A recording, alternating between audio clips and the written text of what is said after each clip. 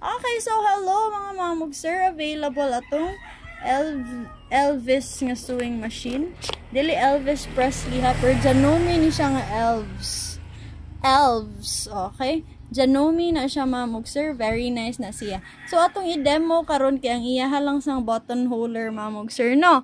So karon if ganahan mo ani guys, kay pwede ra mo PM, kay pwede ta mag-demo tutorial unsaon paggamit atong sewing machine. So if button holder inyong gusto mamog sir, kay ano na siya, mo to ang step 1, ika-step 2 nimo mag-lock lang kag mga 2 seconds.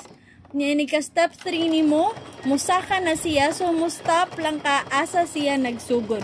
So sa mga mamog sir na to nga kasulay na ani mo ni pinakasayon jud nga klase sa button holder, no.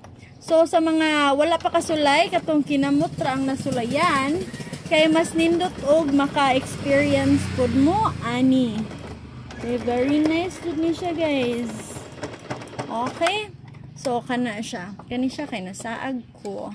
Di ko alam saan ko ako pumunta. Okay. So, balik. Ang kani 3, pasaka.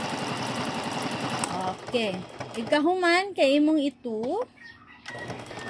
Unya, ang 1 kay panaog. Pwede rin ninyo kusgan sad guys. If feel ninyo. Ana, hantod. Asa siya nag-start. Oh, pwede raman tikdol. Dili lang jud sa dirt, so nga off. Og ana ka-lock.